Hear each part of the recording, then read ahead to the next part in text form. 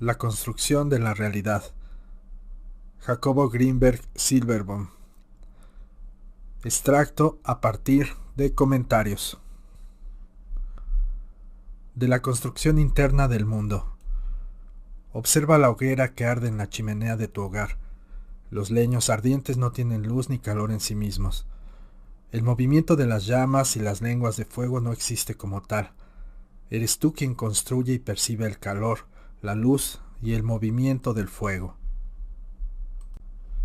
No eres tú el creador de las interacciones moleculares y atómicas de aquello que llamas fuego. Tampoco construyes la transformación química, pero el calor y la luz que sientes se producen solamente dentro de ti y son tu efecto. Tú no creas las células del árbol de tu jardín, pero sí el verde de sus hojas y la frescura de su sombra. Tú no construyes el movimiento electrónico de los átomos de la molécula de agua, pero sí la frialdad de su contacto y su carácter cristalino. No eres tú el responsable de la fermentación del vinagre, pero sí de su sabor agridulce y añejo. Aquello que te rodea sufre en ti mismo, cuando lo percibes. Dos transformaciones. La primera ocurre cuando tu sistema nervioso transduce los cambios energéticos externos en una actividad eléctrica en las neuronas de tu cerebro. La actividad eléctrica es igual, independientemente de si la energía externa que la provoca es movimiento de fotones, cambios de presión en el aire o incremento de choques de electrones. La segunda transformación sucede cuando la actividad eléctrica da lugar a una experiencia subjetiva de luz, sonido o calor. La luz, el sonido, el calor no existen en los objetos. Eres tú el responsable y único creador de su existencia y realidad. Desde el punto de vista, el mundo como tú lo percibes es solo una descripción. Si nuestro cerebro estuviese construido en forma distinta, distinta sería la descripción. Si, por ejemplo, la vía visual terminara en la corteza auditiva en lugar de en la visual, y viceversa, veríamos sonidos y oiríamos luces. Ese sería el mundo para nosotros y llegaríamos a considerarlo tan real y fuera de nosotros como ahora lo consideramos, viendo luces y oyendo sonidos. Si pudiéramos convertirnos en un insecto, un ave o un pez, nos daríamos cuenta de que las transformaciones son diferentes y que por tanto también lo son las descripciones. Darnos cuenta de que el mundo es solo una descripción no implica desecharlo, sino simplemente aceptarlo como producto de una construcción personal.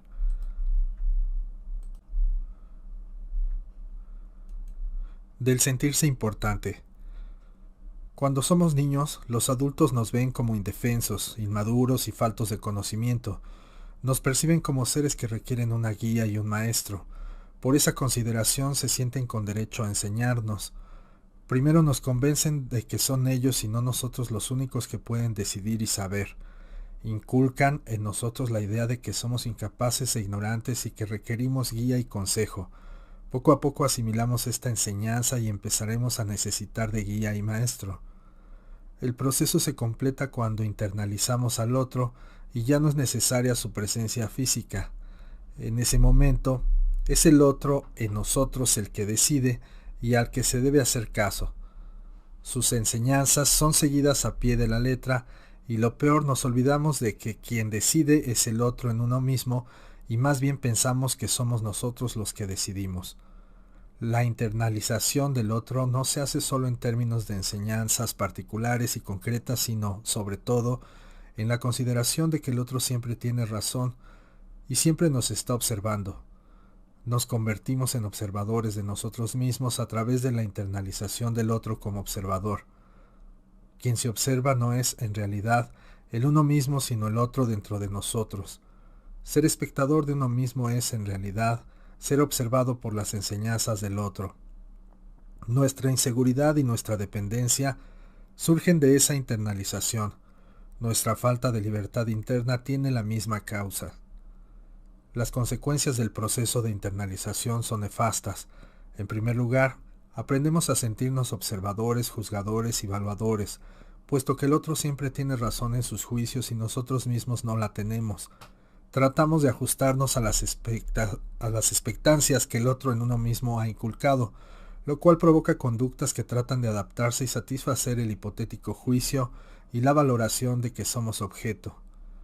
En segundo lugar, pensamos que todos a nuestro alrededor solo están interesados en observarnos. Pensamos que somos muy importantes y que los otros no tienen otra cosa que hacer más que estar viéndonos y juzgándonos, lo cual tiene una consecuencia absurda y paradójica. Cada uno piensa que está siendo observado y por tanto se ajusta a esa observación, cuando en realidad todos nos estamos contemplando a nosotros mismos a través de la internalización del otro.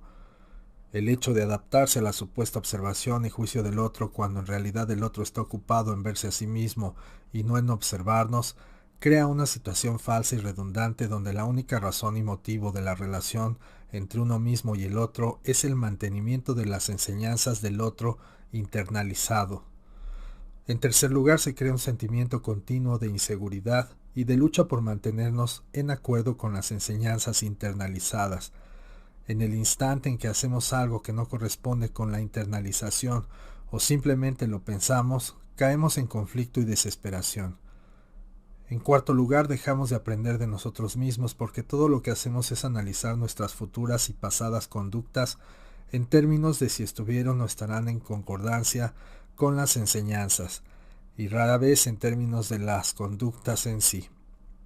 En quinto, dejamos de aprender de los otros porque solo los vemos en plan de observadores de nosotros mismos y nunca como entes separados. En sexto, dejamos de sentir, puesto que todo sentimiento que pueda no corresponder con la estructura internalizada es rechazado y bloqueado desde antes que aparezca. Por sobre todas las cosas dejamos de ser libres por considerar que existe un camino prefijado y predeterminado al cual debemos ajustarnos y con el cual estamos comprometidos. De los opuestos. Cuando mencionamos la existencia de algo, creamos al mismo tiempo su inexistencia. Cuando manejamos el concepto de bondad, construimos simultáneamente el de maldad. Cuando estamos conscientes de nuestras vivencias, inventamos la ausencia de ellas. Cuando percibimos la vida, vemos la muerte.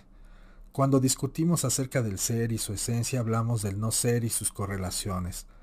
Cuando somos espectadores de nosotros mismos, somos los artífices del no vernos.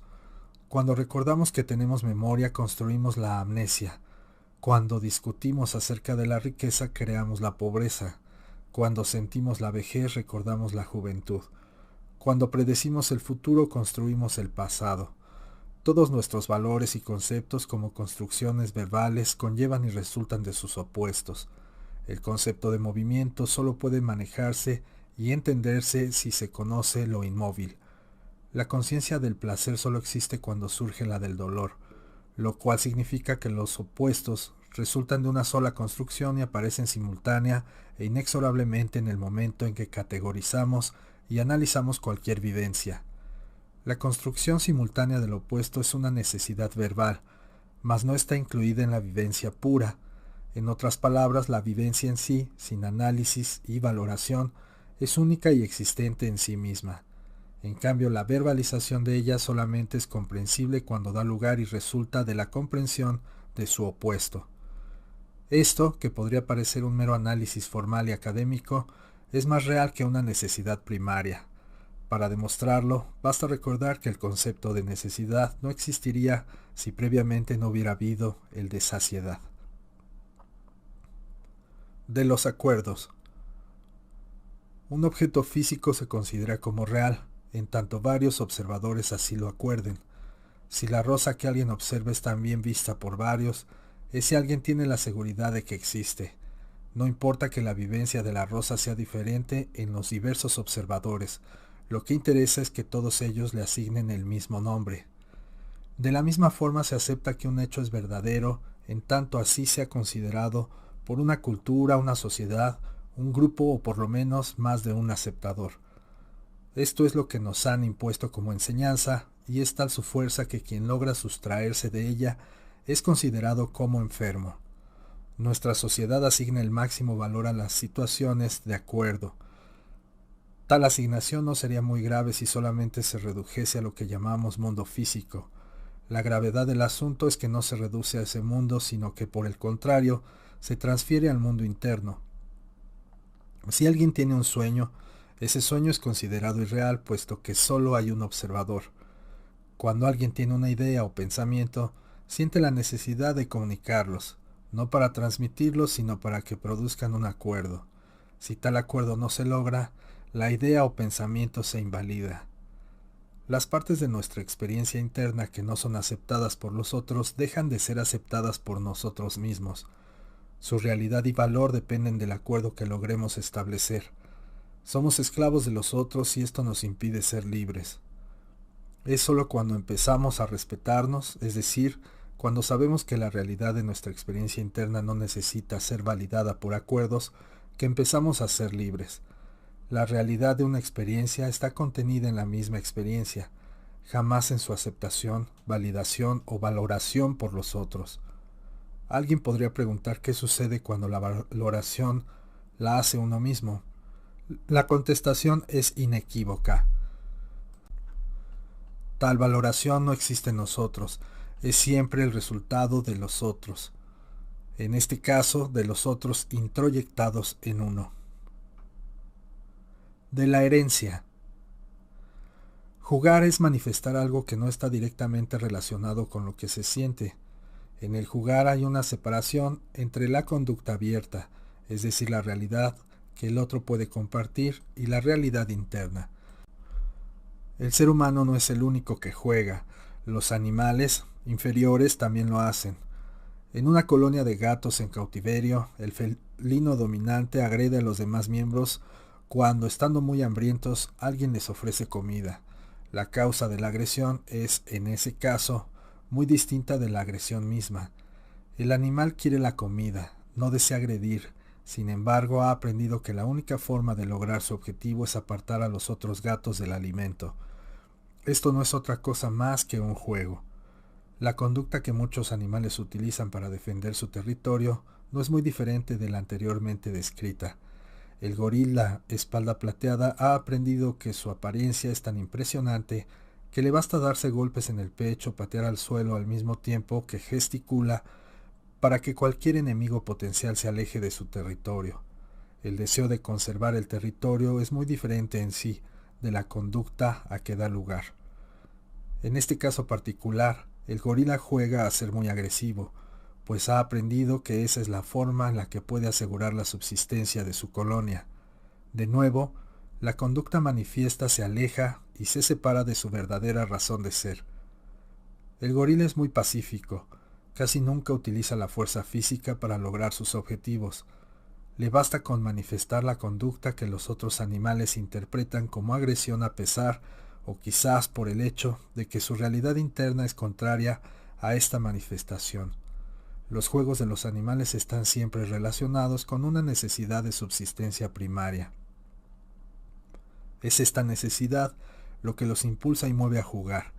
Entre lo que el animal siente y lo que actúa hay una serie de procesos mediatorios que forman un puente o conexión entre la realidad interna y la externa. La conexión se establece a través de un proceso de aprendizaje y es siempre el resultado del deseo de supervivencia. El hombre ha desarrollado al máximo su capacidad de construir puentes mediatorios. Es una herencia que ha conservado intacta, aunque en la mayor parte de los casos, y tiene como razón de ser una inseguridad interna que se desea disminuir. El hombre que manifiesta amor cuando en realidad siente odio, o el que actúa como si sintiera una emoción cuando en realidad tiene una nulidad afectiva, juega estos juegos por dos razones, cuando menos. Una para defenderse ante su sensación de impotencia e inseguridad, y otra para no provocar daño. La persona que juega motivada por la primera razón se caracteriza por su tendencia a usar a las personas como objetos. La que juega impulsada por la segunda se caracteriza por su ingenuidad.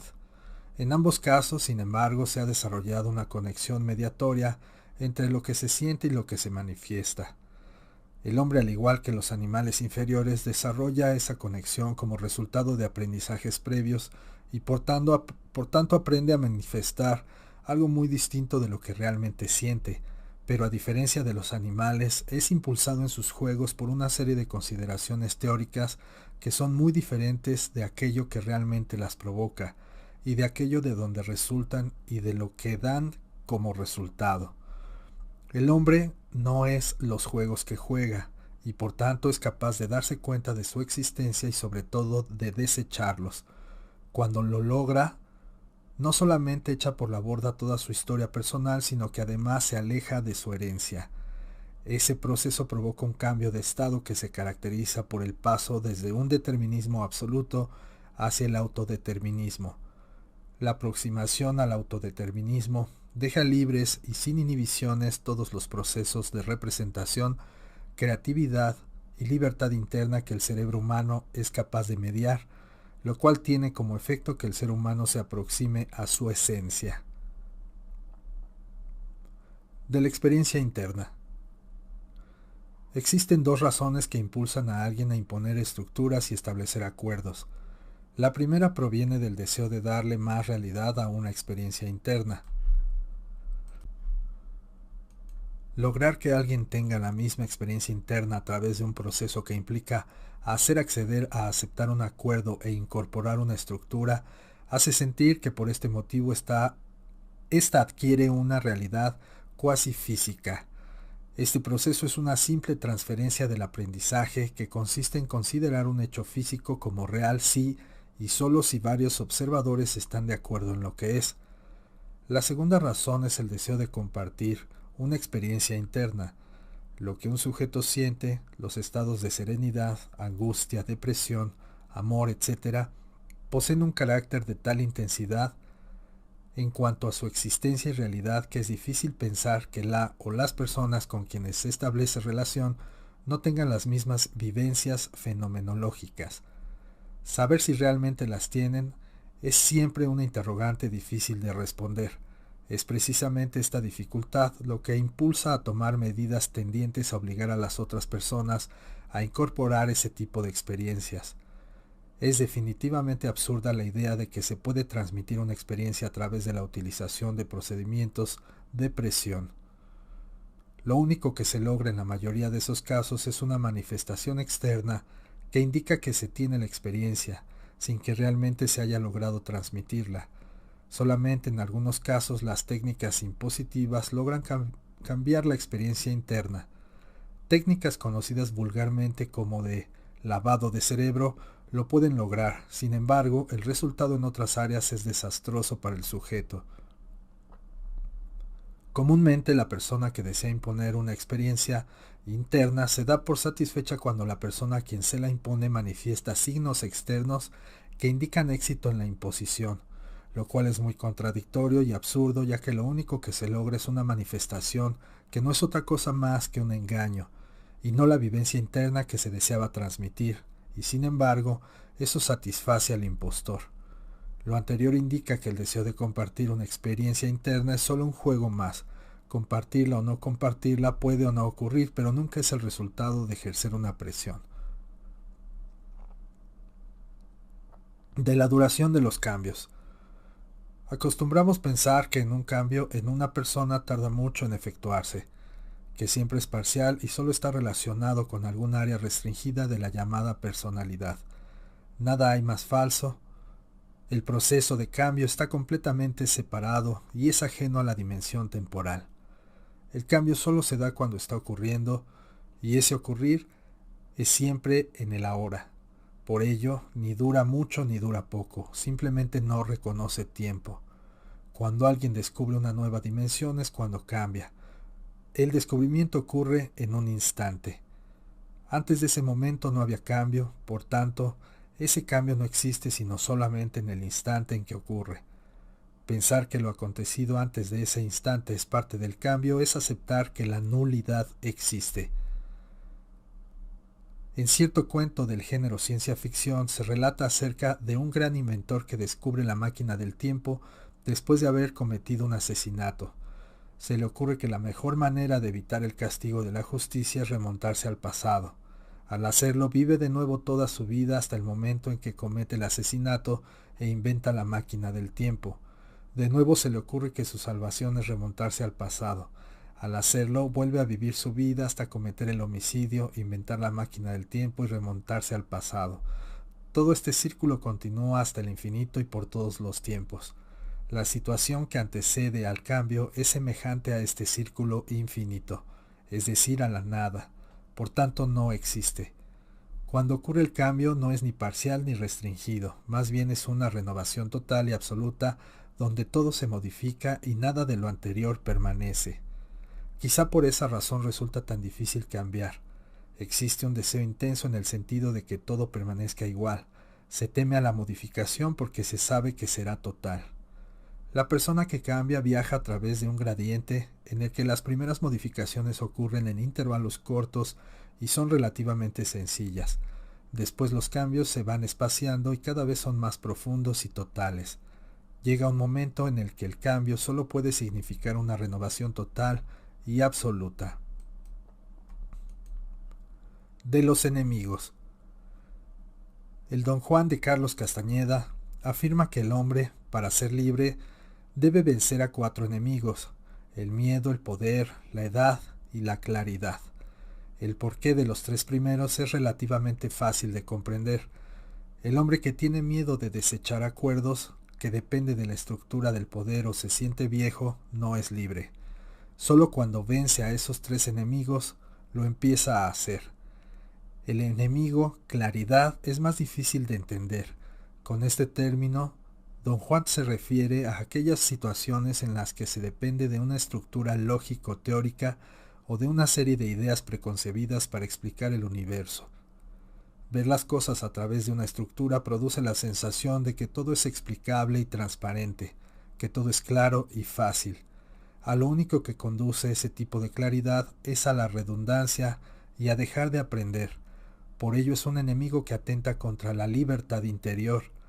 La claridad se puede vencer solamente cuando alguien se da cuenta que el único aprendizaje válido es el que enseña que lo que se puede aprender no tiene límites y que por tanto la aparente claridad es solo un preludio de nuevos descubrimientos. Del aprendizaje.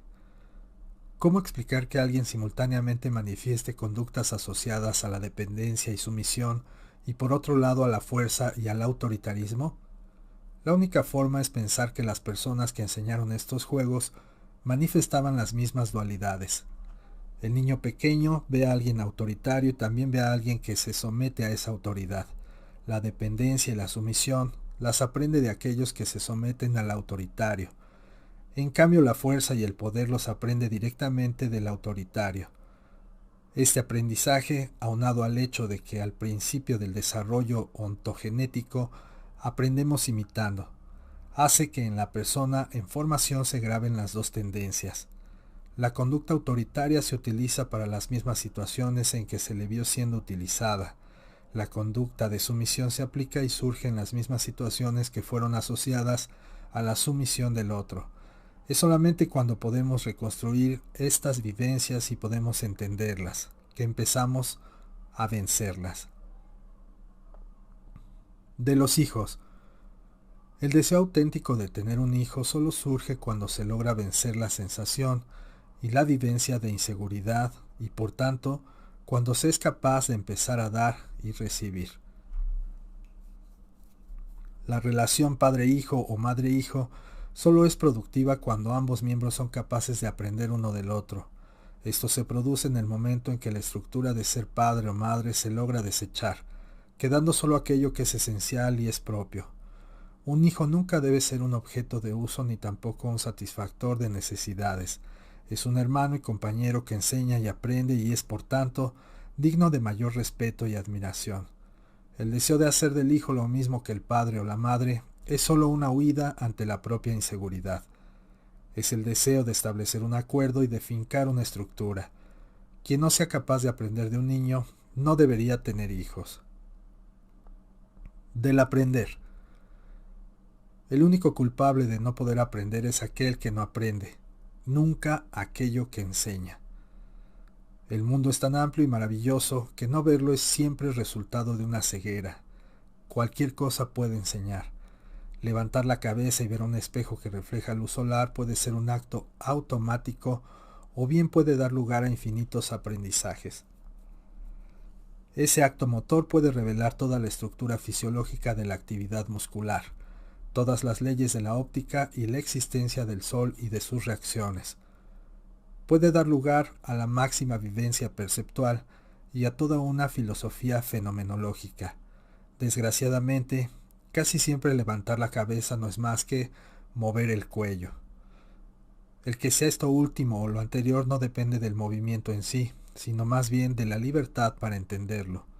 Esto indica que cualquier evento puede convertirse en el máximo aprendizaje dependiendo de que quien aprende así lo desee. De la introyección de los otros. Ser espectador de uno mismo tiene como razón y fundamento el deseo y la necesidad de ser visto por los otros. De hecho, verse a sí mismo y valorar lo que se hace, se dice o se siente siempre es verse a través de los otros. Una vivencia real nunca va acompañada del observarse. El que vive es uno mismo y por tanto no puede existir la autovaloración. Si ésta aparece, la vivencia deja de serlo y se convierte en una simple estructura redundante y circular, la cual da como resultado que se deje de sentir. Es por ello que los eventos en que se ha sido un autoespectador difícilmente son recordados. Solamente las vivencias reales se consolidan como recuerdos. Recordar que se ha sido espectador de uno mismo no tiene ningún carácter, especificidad o realidad y por tanto no puede ser revisado. En cambio, la experiencia vivencial tiene tal fuerza y saber que siempre se recuerda como tal. De la memoria. Nuestro cerebro es un mecanismo que posee una capacidad infinita para almacenar información. Es muy probable que todas nuestras experiencias vivenciales existan en nuestro interior como memorias. Cuando evocamos una información almacenada, esta aparece como nueva vivencia extraída y localizada en el almacén de memorias. Que no la evoquemos no significa que no exista, siempre permanece activa e influyendo sobre nuestra experiencia. Las experiencias y los eventos almacenados en la memoria no se encuentran encajonados y aislados unos de otros, sino que se influyen mutuamente y permanecen activos. La influencia mutua y la actividad deben cursar a través de canales y codificaciones lógicas. Es precisamente esta lógica de influencias mutuas lo que hace aparecer diferente a una persona de la otra. Del miedo. Cada uno de nosotros tiene en su haber un número tan grande de experiencias que deberían ser suficientes para permitirnos entender el universo. Sin embargo, es excepcional el caso de alguien que logra llegar a tal nivel de comprensión. La única razón que explica por qué lograr entender el universo es tan excepcionalmente raro es que las experiencias vividas se han autoinvalidado. La invalidación implica siempre no confiar en la validez y realidad de las propias experiencias, sino por el contrario, pensar que sólo las ajenas son valiosas y auténticas. Los miedos que se sienten no son otra cosa que los miedos de los otros. Resulta muy fácil entenderlo. El miedo que se experimenta jamás es auténtico. Proviene de no entender una situación, de no confiar en la capacidad de entenderla, y esta desconfianza es efecto de la incapacidad de darle valor a la experiencia propia. De la realidad como experiencia interna. La única realidad que conocemos es nuestra experiencia interna. Solo existe algo para nosotros cuando somos capaces de experimentarlo. Las existencias de un mundo físico y de uno interno confluyen y se convierten en una sola cuando las sentimos. El mundo físico y el mundo interno solo pueden diferenciarse por su carácter de estímulos gatillo que desencadenan un proceso interno. El árbol físico es diferente del que aparece en nuestros sueños, en términos de que el primero activó nuestros procesos internos a través de la puesta en marcha de nuestras vías sensoriales y el segundo activó esos mismos procesos por medio de una estimulación cerebral central. La activación a través de una vía sensorial o activación tópica es la única diferencia real entre el mundo físico y el imaginario. El proceso interno que resulta de los dos tipos de activación siempre es el mismo y determina y constituye la realidad. Cuando alguien vuela, la realidad de su vuelo no se la da el poder despegarse del suelo, sino la experiencia y la sensación de hacerlo. Fulano puede soñar que vuela y sutano subirse a un avión y dormirse. Nadie verá a fulano volar y todos verán que sutano sí lo hace. La realidad de fulano y la de sutano son contrarias a la de los observadores. Fulano sentirá que vuela, en cambio sutano no. Puesto que los observadores solo ven a sutano volar como resultado de la experiencia interna de verlo volar, y puesto que es precisamente esa experiencia la única realidad para los observadores, también lo es como única realidad para fulano y sutano. En otras palabras, el único que vuela en realidad es fulano, puesto que su experiencia interna es volar. Sutano no vuela puesto que no tiene ninguna experiencia que corresponda. Para los únicos que vuela sutano es para los observadores, puesto que esa es su experiencia interna. Si alguien pregunta de qué depende el vuelo y de qué la realidad, la contestación honesta solo es una, de la experiencia interna. Tal afirmación podría llevar a pensar que si todos aceptáramos como única realidad la que se experimenta, el mundo se convertiría en un caos esquizoide, puesto que dejarían de existir acuerdos. La verdad de las cosas es que el caos es el que estamos viviendo al aceptar algo como real solo porque varios observadores lo consideran así. Solamente cuando esa consideración fuera capaz de vivirse como experiencia propia, es cuando deberíamos aceptarla, pues admitirla antes de vivirla solo trae como consecuencia que no podamos entenderla. La crisis y la ineficacia de casi todos los procedimientos contemporáneos de enseñanza y de transmisión del conocimiento surgen de no entender que ese conocimiento no puede ser transmitido por autoridad intelectual, sino solamente como una evidencia real. Aceptar un conocimiento sin experimentarlo, sino solamente porque varias autoridades están de acuerdo en que existe, tiene las más nefastas consecuencias. El aceptador se convierte en un simple repetidor de conocimientos, de hecho idéntico a sus maestros, y como ellos transmitirá la información por autoridad y por acuerdo, pues es lo único que ha aprendido, de otra forma no lo haría. El aceptador de conocimientos por autoridad nunca está seguro de nada y sobre todo no confía en sí mismo. Si alguien le dice que lo que piensa hacer es peligroso, cederá ante la sugerencia a pesar de que no sea cierto. No utilizará sus experiencias, puesto que antes de hacerlo las invalidará pidiendo consejo. Se convertirá en un robot automatizado que siempre será efecto y nunca causa. De hecho, jamás podrá entender el universo, puesto que no se entenderá a sí mismo. De las imágenes. Una imagen es intangible, tanto como una experiencia o un sueño. Su duración es tanta como su existencia y esta solo ocurre en el instante en el que se le tiene. La imagen es producto de la actividad cerebral, pero en sí misma no tiene contraparte física.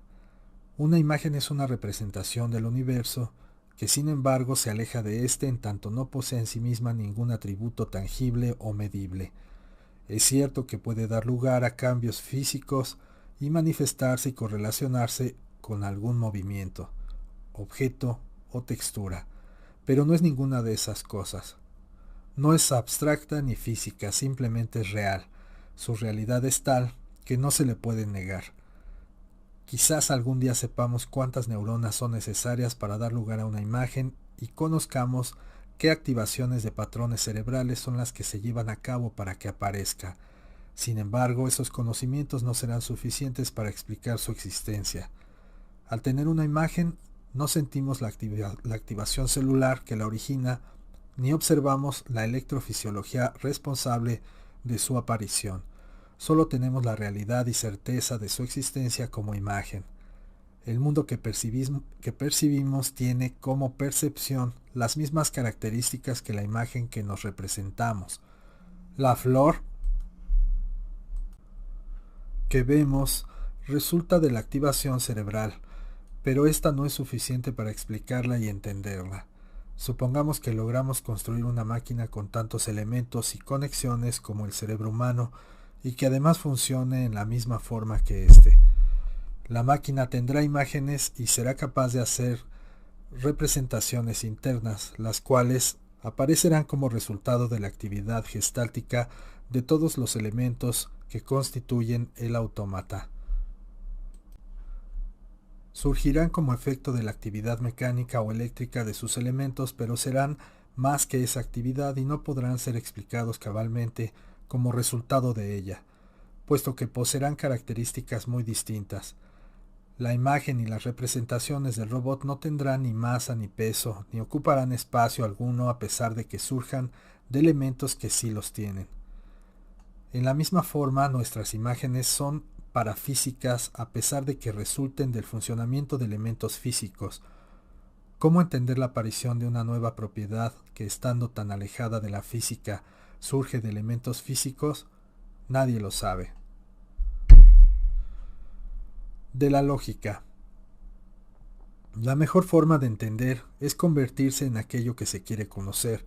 Solamente en ese momento el conocimiento se vuelve parte del ser puesto que se siente como experiencia propia. Jamás estaremos en posibilidades de penetrar un misterio si no lo vivimos. De la misma forma nunca podremos saber de la existencia del universo conceptual de aquel con quien nos relacionamos, si somos incapaces de convertirnos en ese aquel. Nuestra risa, nuestra alegría o nuestra frustración puede ser la misma o diferente experiencia interna de fulano. La única forma de saberlo es ser fulano. Si pudiéramos hacerlo, nos daríamos cuenta de que la experiencia interna de nuestro coetáneo es diferente de la nuestra, y en la misma forma que la nuestra es diferente de momento a momento. Pero al mismo tiempo conoceríamos que existe algo común y unificador en lo diferente. El adolescente lo sabe, y es por ello que tiene una gran tendencia a vivir y a convertirse en distintos personajes. El desempeño de roles en esa etapa no es otra cosa más que el deseo de vivir diferentes realidades, puesto que sólo así es posible entenderlas a fondo. Ante la gran dificultad de convertirnos en los sujetos u objetos que queremos conocer, optamos por convertirlos a ellos en números, marcas o símbolos que podamos manejar y relacionar entre sí. Esto no es más que el fundamento de la lógica. Creemos que un manejo lógico de simbolismos nos permitirá tener un conocimiento profundo de los objetos o sujetos que han sido representados por ellos. No nos engañemos, solo estamos jugando. La prueba de ello es que nuestros razonamientos lógicos aceptan, sin ningún resquemor, relaciones de identidad absoluta cuando en realidad son un absurdo y una falsedad. Las relaciones de identidad jamás existen como realidades en nuestra experiencia interna. Solamente existen como tales cuando se intercambian símbolos en forma absoluta, como resultado del falso pensamiento que considera posible establecer reglas de identidad. Es por ello que la lógica que maneja identidades es aberrante. La identidad absoluta entre dos cosas no existe ni en nuestra experiencia interna ni en el universo físico. Aún la estructura química de dos compuestos aparentemente idénticos es diferente por el simple hecho de que ocupan distintas localidades espaciales. La matemática como estructura lógica existe en sí misma, pero jamás representa la realidad, puesto que al igual que la lógica, se basa en relaciones de identidad.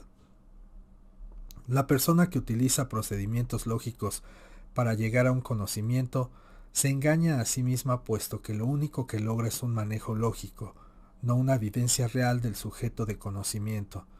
De la misma forma que la identidad absoluta solo existe y se maneja en el tratamiento lógico, las diferencias absolutas no son más que una estructura que se considera real porque nadie ha enseñado otra cosa. Parece contradictorio sostener que la identidad absoluta tiene tanta inexistencia como la diferencia absoluta. Sin embargo, no lo es. Es tan falso decir que la alegría de sutano es idéntica a la de fulano como decir que son distintas. Simplemente son, en ellas mismas, y por tanto no requieren ni se validan a través de una comparación. Lo bueno y lo malo, lo blanco y lo negro no existen como diferencias. Es más, no existen ni siquiera como vivencias auténticas por la sencilla razón de que conllevan en forma implícita la necesidad del opuesto para ser reales. Una experiencia no es blanca ni tampoco buena, simplemente es, y como tal tiene una existencia separada única e instantánea. Esto nos lleva de la mano a la consideración de que lo único que existe es mientras existe. La sensación de serenidad que alguien puede experimentar en este momento solo existe en el ahora y en el instante en que se siente. Pensar que ayer se sintió o que mañana se sentirá sin sentirla es depender de la estructura lógica que considera al tiempo como real. Es olvidarse que aún pensar en el mañana o en el ayer solo ocurre en el ahora, y que la sensación que no se tiene no existe. Pensar que no se es feliz en el presente y desear que en un futuro sí se sea constituye la más absoluta aberración. Significa que se niega la experiencia presente y se le hace depender falsamente de una situación que no existe. Si en el futuro se será feliz, eso solo ocurrirá en aquel momento, pero ahora no sucede y eso es lo único importante. Razonar lógicamente acerca de un evento futuro, tratando de conocerlo a través del razonamiento, representa solo una sustitución postiza de nuestra incapacidad de vivir el presente. Es tratar de conocer lo que se sentirá sin sentirlo. Es estructurar y definir un camino olvidando que al hacerlo se destruye toda posibilidad de aprender.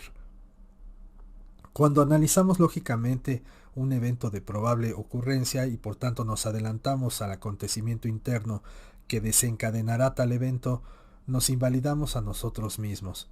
Solo entendiendo que la realidad es una construcción interna y que ésta existe únicamente en el momento en que ocurre, seremos capaces de aprender y de vivir. De los juicios. Juzgar a alguien es subestimarlo, es pensar que lo que determina su conducta y su realidad es simple y mediocre. Cuando decimos que alguien está cometiendo un error o cuando consideramos a alguien como tonto, simple, malo o cualquier otra categoría cuántica y unitaria, lo único que hacemos es demostrar nuestra incapacidad para penetrar en la experiencia de ese alguien a quien juzgamos. Si pudiéramos hacerlo, nos daríamos cuenta de que las cosas no son ni simples ni fáciles, que las razones del otro son tanto o más complejas que las nuestras y sobre todo que se determinan por toda una historia y una serie de puntos de referencia. Juzgar es muy fácil y cómodo y además tiene siempre un componente narcisista y de autocomplacencia. Lo que hacemos al juzgar es convertirnos en punto de referencia absoluto y sin falla. Por lo menos eso es lo que pensamos. Es sentirnos decididores y determinantes de realidades. La verdad de las cosas es que cuando juzgamos no somos más que una hierba movida por el viento. El problema es que en ese momento esa hierba se cree un roble y actúa como tal. Juzgar a alguien es considerarse incapaz de caer en error y siempre surge de una ignorancia y de un desconocimiento de nosotros mismos. Está la magnitud de nuestra ceguera que en lugar de desechar los juicios y darnos cuenta que solo son un juego, los institucionalizamos creando una ciencia del diagnóstico psicológico. En ella la gente es considerada sana o enferma, dependiendo de su mayor o menor aceptación de estructuras y acuerdos, cuando en realidad el único enfermo es el diagnosticador, al considerarse a sí mismo como decididor de realidades. La única salud o enfermedad está dada por el mayor o menor respeto que una persona otorga a su realidad interna. La única enfermedad es la desconfianza e invalidación de nosotros mismos. Del hombre de ciencia. La ciencia puede ser enseñanza y aprendizaje solo cuando aporta información que no es posible obtener por medio del análisis interno. La certeza en un conocimiento obtenido del autoanálisis es suficiente como para no necesitar la réplica experimental. Cuando a pesar de la certeza el hombre de ciencia acude al laboratorio, lo único que le impulsa es el deseo aparente de compartir y transmitir esa certeza. Sin embargo, es un engaño, por la sencilla razón de que no va a ser posible lograr la certeza en el otro, a través de la comunicación objetiva de una información. Cuando el hombre de ciencia se dedica a tratar de probar ante otros observadores lo que es obvio para él mismo, la ciencia deja de enseñarle y solo se convierte en un juego más. Esto no quiere decir que el conocimiento científico sea inválido, solo significa que no es suficiente por sí mismo y que pierde todo sentido cuando se convierte en una actividad de réplica de conocimientos. El hombre de ciencia deberá ser feliz, puesto que la información obtenida por él a través de su labor es, más que nada, un conocimiento acerca de sí mismo. Si es infeliz, significa que su trabajo es solo un engaño y una prostitución de sí mismo. El hombre de ciencia debiera ser libre y estar alejado de toda estructura. Cuando en cambio es rígido y esclavo, solo significa que la ciencia no es resultado de sí mismo, sino que por el contrario, él se ha convertido en resultado y efecto de la ciencia. De la certeza.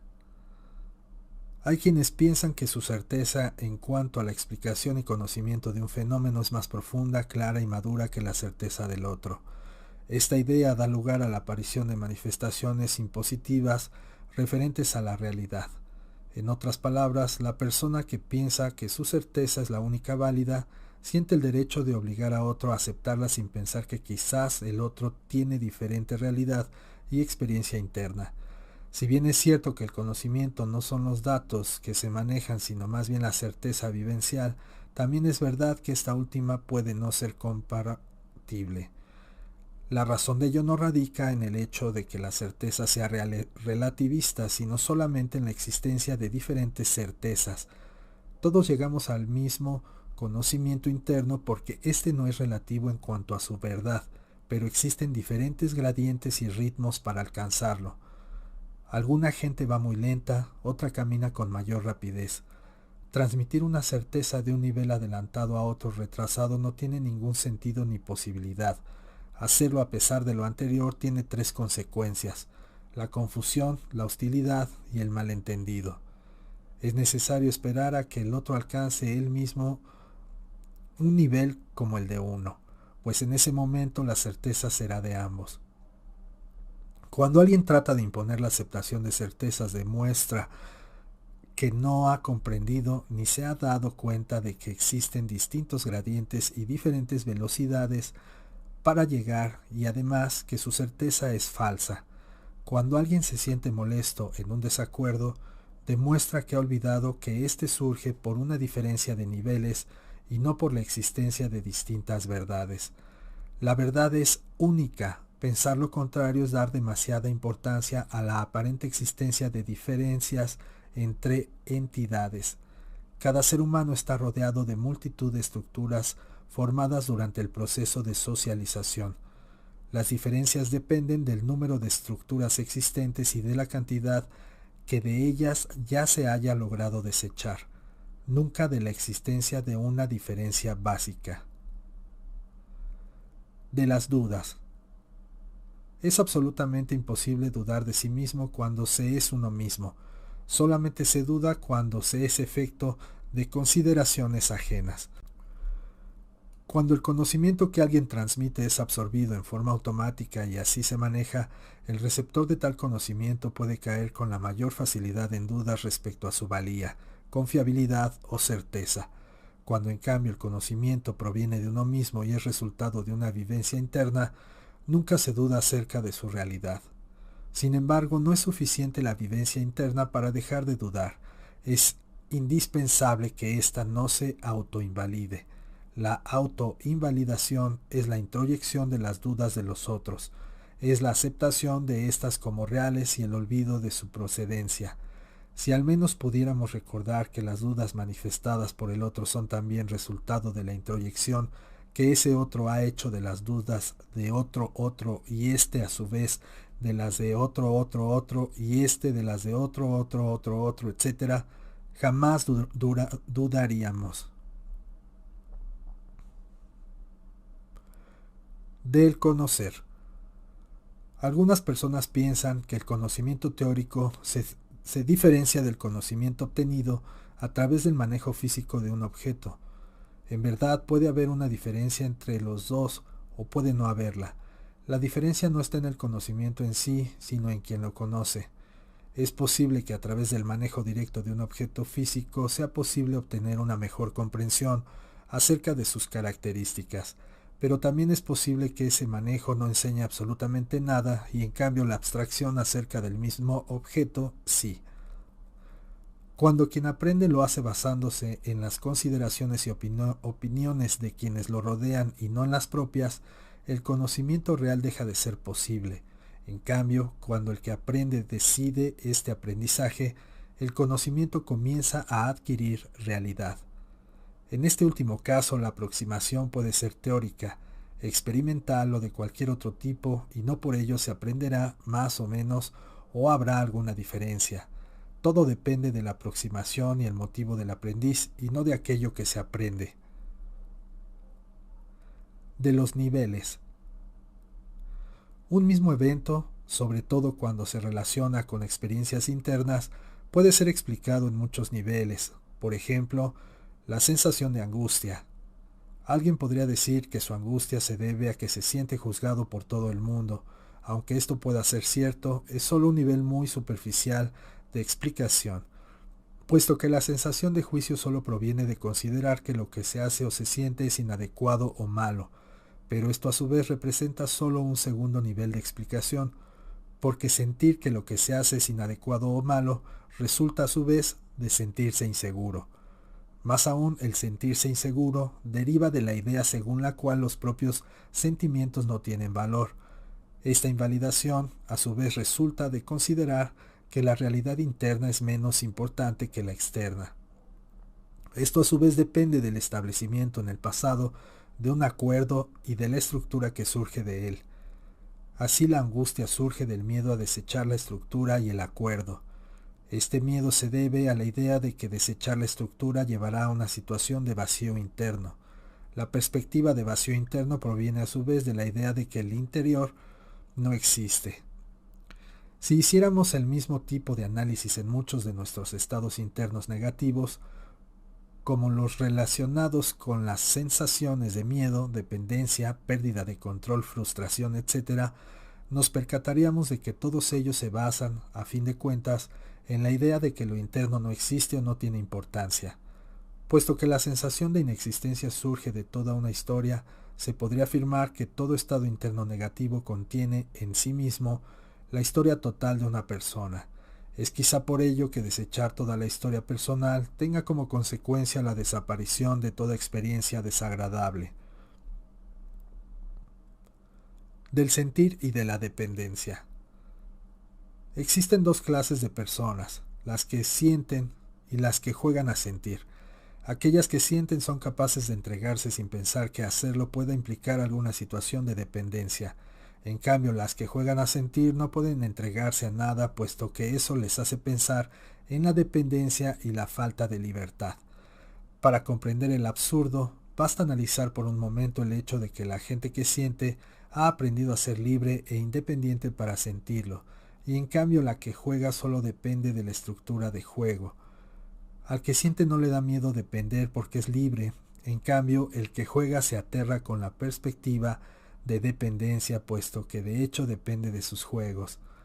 Quienes son capaces de entregarse han aprendido que hacerlo no significa perder parte de sí mismos, sino que, por el contrario, implica acercarse a su esencia.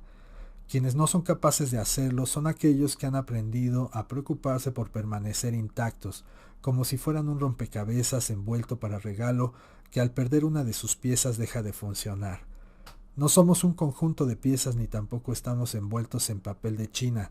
Somos entidades únicas y unitarias que no se oxidan ni pierden piezas al entregarse. Entregarse significa considerar como lo más importante el acto de amar sin horarios, restricciones o estructuras. Es considerarlo un acto de creación que no puede ser sustituido ni comparado con ningún otro. De la comunicación. ¿Cómo lograr que alguien entienda lo que es el amor, la angustia, el miedo o el éxtasis si nunca los ha experimentado? Resulta imposible. Esto significa que no se puede transmitir una experiencia interna a alguien que no la haya vivido. Lograr una transmisión de experiencias internas no es más que reconfirmar o reconstruir las mismas en quien las recibe. La comunicación entre dos personas depende del grado de reconstrucción es posible. La comunicación es total cuando la coincidencia de experiencias internas es máxima. La comunicación es nula cuando las experiencias de uno no coinciden con las del otro. La comunicación se acaba cuando de alguna manera lo que deja entrever una de las dos personas que se comunican no es entendido por la otra. En otras palabras, cuando la capacidad de tener una cognición se bloquea o no existe. De la certeza y de los cambios. Solo es posible alcanzar un cambio real cuando se es capaz de lograr un estado de certeza. El conocimiento de uno mismo es un juego cuando se basa en datos.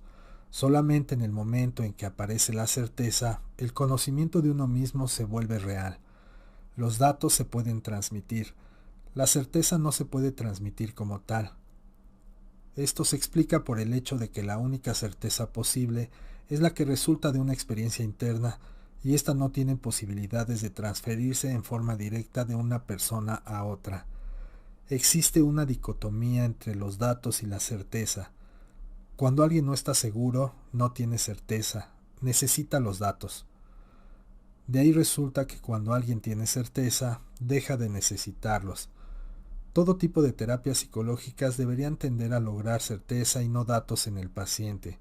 De hecho, todas ellas tratan de transmitir experiencias internas y por tanto certezas, pero como no es posible lograrlo en forma directa, lo que hacen es intentar crear las condiciones en que esas certezas aparecen. El terapeuta debe estar alejado de toda teoría con el objeto de lograr las condiciones en que se comunican certezas. Cuando el terapeuta se basa en una teoría y no en su propia certeza, demuestra que esta última no existe en sí misma y por lo tanto no habrá forma en que pueda lograrla en el paciente. Esto es porque si alguien no conoce algo, no lo puede provocar en otro. La necesidad de ajustarse a una teoría es la necesidad del conocimiento de datos, y tener tal necesidad solo significa que no se ha alcanzado el nivel de certeza. De todo lo anterior surge la certeza de que el conocimiento real está formado por certezas y no por datos. De la misma forma, el cambio real en una persona solo resulta de otro cambio en su realidad interna. Este cambio se puede lograr solamente cuando se alcanza el nivel de certeza. De las interacciones. El surgimiento de nuevos conocimientos es resultado directo de la capacidad de establecer interacciones. Cuando alguien estudia un evento particular y no es capaz de encontrar las interacciones y relaciones de este con otros, su grado de conocimiento es superficial y redundante. Solo en el momento en que el conocimiento de un evento forma parte de un mosaico de interacciones es cuando el evento se conoce. La capacidad de establecer y entender un cuerpo de interacciones es lo que comúnmente se denomina capacidad integrativa. La persona capaz de integrar información dispersa es la que la comprende verdaderamente. En el momento en que se logra una integración de información, surgen nuevos conocimientos, puesto que de la integración resulta la aparición de nuevas leyes de interacción. No es posible vislumbrar estas por el conocimiento de un evento aislado, puesto que no están incluidas en dicho conocimiento. Es sólo al relacionar cuando surgen las leyes de las relaciones. Como éstas no estaban antes, su aparición es también la de un nuevo conocimiento. De la expectancia. La expectancia de una existencia tiene como única existencia a la misma expectancia. Del enseñar y del aprender. Cuando dos personas establecen una relación y una de ellas siente que puede enseñar algo a la otra, jamás lo logra si al intentarlo se ve a sí misma haciéndolo. Se enseña solamente cuando deja de importar el enseñar, cuando se es uno mismo, sin límites, sin censura, sin autocomplacencia. El que aprende lo hace de lo que ve. Si observa que a alguien tiene como motivo enseñarle, aprenderá a reconocer ese motivo y a actuar en correspondencia y consonancia con él. Nada más. Si en cambio observa a alguien siendo sin motivos ni planes, aprenderá todo lo que existe por detrás de los planes y de los motivos, es decir, aprenderá del ser. Su aprendizaje vendrá a él y le enseñará. Él no irá al aprendizaje ni a la enseñanza, puesto que alguien que es lo es todo. Eso es lo que se enseñará y eso es lo que se aprenderá. Conocer a una persona que no trata de enseñar es la experiencia más maravillosa que existe. Es cuando realmente se aprende. de la serenidad. Conozco a alguien que solo vive en un mundo. Cualquier cosa que pase en ese mundo lo afecta y le hace dudar de sí mismo. Si alguien de ese mundo tiene un problema, todo se convierte en problemas, aún él mismo. Si ocurre un accidente, todo se convierte en accidente, incluso él mismo. Si alguien tiene un dolor, todo se convierte en dolor, aún él mismo. Deseo que salga de ese mundo y que conozca muchos otros. Solo así dejará de convertirse en problema, accidente o dolor. Solo así sabrá que existen más realidades. Solo así dejará de temer. Esa persona está encerrada. Su encierro es por estarlo. Dejará de ser prisionera cuando salga de ese mundo. En su encierro solo conoce las 4 paredes de su prisión. Él mismo es las 4 paredes. Cuando conozca otros mundos, las barreras caerán. Comprenderá que pueden desaparecer a voluntad. Sabrá que él es mucho más valioso que cualquier límite. En ese momento empezará a entender y cuando lo logre alcanzará la serenidad. Sabrá que verse afectado por un problema de un mundo resulta de no conocer otros. Dejará de pensar que conoce todo lo que existe, dejará de sentirse tan importante y eso lo hará libre. De los umbrales. Existen personas que tienen una gran dificultad para sentir emociones, vivir vivencias, aprender de sí mismas o entregarse. Hay otras que tienen una gran capacidad de querer sin censuras o inhibiciones, de entregarse o de sentir. Decimos que las primeras que su umbral de reacción es muy alto, de las segundas que es relativamente bajo. La gente con umbral alto ejerce continuos controles sobre sí misma. La de umbral bajo no requiere controles, simplemente confía en sí misma. La magnitud de los controles y de los umbrales está dada y depende del grado de socialización. Si se ha aprendido a ajustarse y a adaptarse, es decir, si el grado de socialización es alto, también lo serán la inhibición y el control, y por tanto el umbral de reacción. Si en cambio el grado de ajuste es bajo, el umbral también lo será. Esto quiere decir que la gente incapaz de sentir es aquella que le da la máxima importancia al control y que la sensible en cambio lo considera innecesario y absurdo. La conexión entre el grado de socialización y el umbral de reacción es clara de comprender si se es capaz de entender el significado y las características de la socialización. Cuando hablamos de ella nos referimos al proceso por medio del cual un sujeto es enseñado a adaptarse y ajustarse a los deseos y necesidades de la gente que lo rodea. El ajuste tiene como consecuencia directa la introyección de los otros, y esto a su vez arma, dentro de uno mismo, un sistema de autocensura y autojuicio. La autocensura y el autojuicio son un bloqueo que inhibe todo lo que toca. En esta inhibición lo que altera los umbrales, la alteración va siempre en el sentido de aumentarlos y así disminuye la sensibilidad. Del vivir y del entender. Todo el principio de nuestra historia es vivencia pura. El niño vive sin preguntarse ni analizar las consecuencias o causas de sus experiencias. Si se le pregunta por qué vive, responde que vive por la vida. Solo cuando crece empieza a analizar. Si el análisis es puro y sin prejuicios, puede llegar a entender lo que antes vivió. El adulto que ha crecido siendo sufre un proceso similar, es decir, primero vive y después entiende su vivencia, lo cual significa que el entender no tiene límites puesto que el número de vivencias tampoco lo tiene. Si en cambio el adulto ha crecido como espectador de sí mismo, tenderá a tratar de entender antes de vivir. Si es así, tanto sus vivencias como sus aprendizajes tendrán un límite. De las propiedades emergentes. La experiencia interna es siempre una propiedad emergente. Esto es porque un dolor, una emoción, la imagen de una flor o aún la visión perceptual de la misma no están contenidos ni son explicables per se en la actividad de un conjunto de neuronas. Cuando ocurre un dolor, hay una actividad neuronal concomitante a la sensación. Sin embargo, la actividad de las neuronas no contiene el dolor en sí misma. De la misma forma, la presentación física de un objeto iluminado trae como consecuencia la aparición de una imagen del mismo. La imagen surge como resultado de la activación de una población neuronal. específicamente de las células que integran el sistema visual. Sin embargo, la imagen tampoco está contenida en la activación de las neuronas. Entre la activación neuronal y la vivencia interna existe un eslabón perdido. La única forma de entender ese eslabón es suponer que la activación de un conjunto o conglomerado de elementos trae como consecuencia la aparición de una propiedad que no existe y no es predecible en base a la activación unitaria de los mismos. La propiedad emergente es resultado de las interacciones de los elementos.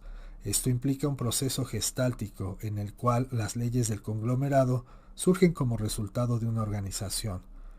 Puesto que las interacciones no tienen ni masa, ni peso, ni constitución atómica o molecular, lo que resulta de ellas posee esas características. Para decirlo en otras palabras, la imagen interna de un objeto, la sensación de dolor o la emoción, no son físicas, lo cual no significa que no se puedan encontrar correlaciones con cambios físicos. Simplemente implica que por sí mismas no lo son. Muchas veces se confunde la existencia de una correlación con la esencia de un fenómeno. Cuando vivimos una imagen visual, es posible registrar durante su ocurrencia cambios electroencefalográficos o de otra naturaleza. El cambio electroencefalográfico es físico, pero no es la imagen. Solo se correlaciona con ella. La imagen en sí misma no tiene ningún carácter físico. Es en sí diferente de las correlaciones que puedan encontrarse con otros fenómenos. Todo lo anterior indica que la vivencia interna es una propiedad que emerge como resultado de las interacciones entre los elementos que forman parte de una organización compleja. Esta propiedad emergente, por ser resultado nuevo de una organización de interacciones, no posee carácter físico a pesar de que surge de un conjunto de elementos físicos. El problema de la interacción es tan real como los elementos de los cuales surge. Sin embargo, el resultado de esta interacción es siempre algo distinto de los elementos o unidades interactuantes. Posiblemente todas nuestras vivencias internas sean ese producto nuevo que resulta de una interacción o, más aún, la interacción misma. La misma situación ocurre en una relación entre dos personas. La relación, cuando no está basada en estructura o acuerdo, es un acto de creación, y de ella resulta algo que no está contenido por sí mismo en cada uno de los participantes. El máximo grado de relación ocurre cuando, como resultado de la interacción, se crea amor. La frase de Gorostiza, con él, conmigo, con nosotros tres, representa la visión poética de lo anterior.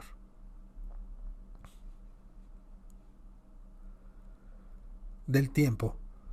Creemos que vivimos el tiempo simplemente porque vemos el movimiento.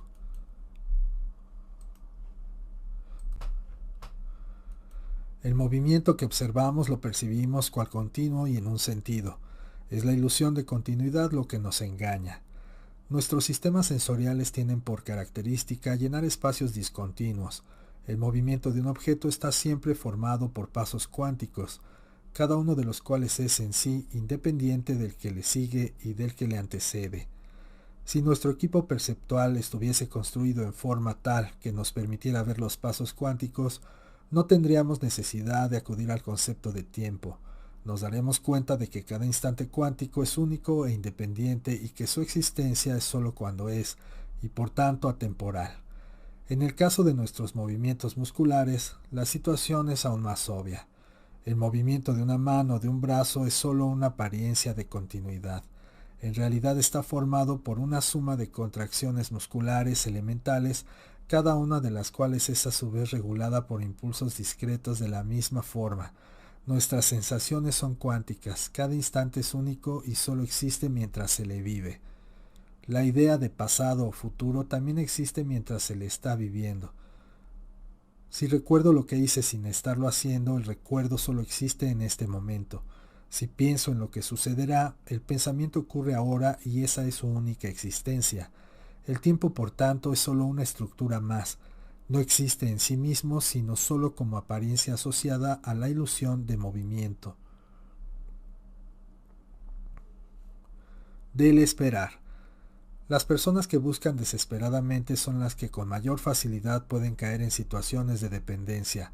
Basta con que encuentren a alguien que ha hallado el camino para que deseen aprender lo que tenga para enseñarles. Piensan que esa enseñanza es tan valiosa que nada la puede igualar. Son capaces de darlo todo y en ningún momento dudan en entregarse. Y todo para encontrar lo que con tanta intensidad buscan. Empiezan a esperar que aquel que sabe les enseñe y desean que la sensación casi sagrada que experimentan sea mutua. Si alguno de los dos ha entendido que toda espera es absurda, puesto que los caminos son únicos e individuales, tratará de mostrárselo al otro. Si el otro es lo suficientemente inteligente, comprenderá al instante. Si no lo es, caerá en la desesperación hasta que entienda que la solución solo se encuentra en sí mismo.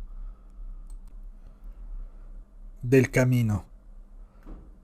Estamos seguros de que existen caminos que al ser recorridos nos llevarán al ser. Pensamos así porque es lo que nos han enseñado, nunca por descubrimiento propio. Damos tumbos y zigzagueamos. Recorremos una vereda y damos vueltas y rodeos, siempre esperando encontrarlo. Es lo más trabajoso y difícil, puesto que no sabemos qué es lo que hallaremos. En ocasiones pensamos que nos encontramos cerca y a veces casi lo tocamos. Es solo cuando descubrimos que el camino no existe, que es una fantasía, cuando dejamos de buscar y empezamos a ser. En ese momento comenzamos a aprender. Del dejar salir.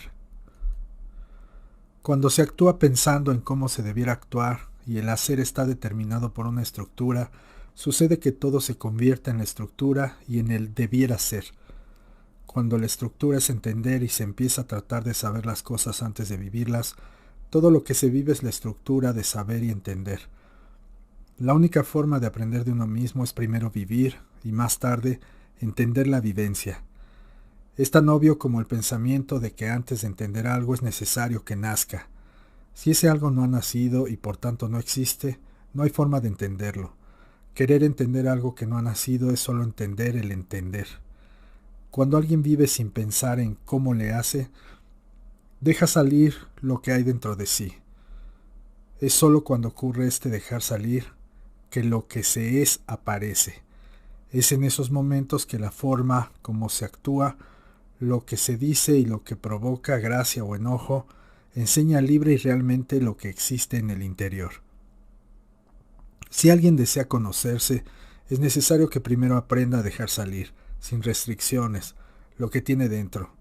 Sin restricciones quiere decir que no trate de entenderlo, en el momento en que lo vive. Cuando después de haber vivido se analiza la vivencia, se entiende. Si en cambio se trata de entender una vivencia que no se ha entendido, solo se hace una falsedad. Para poder entender una vivencia que se ha tenido no basta con desear hacerlo. Se requiere que el análisis sea libre y sin prejuicios, o sea, sin ninguna estructura o patrón lógico preestablecido. La razón de esto último es porque el entender también es una vivencia. De la libertad. Estamos acostumbrados a oír que la libertad es el ideal, que solo alcanzándola se consigue ser feliz. Casi siempre la libertad a que se hace referencia se relaciona con romper una restricción o un impedimento físico. Alcanzar el estado de libertad, en esos términos, implica un estado de movimiento no inhibido. La verdad de las cosas es que el verdadero estado de libertad es más que nada interno. La libertad como ausencia de restricción o inhibición externa o física es un concepto muy primitivo. El sentido profundo de la idea de libertad implica una vivencia de sustracción y el rechazo de toda autoridad. Ser libre significa confiar en que lo que se siente, se piensa o se actúa tiene el máximo valor.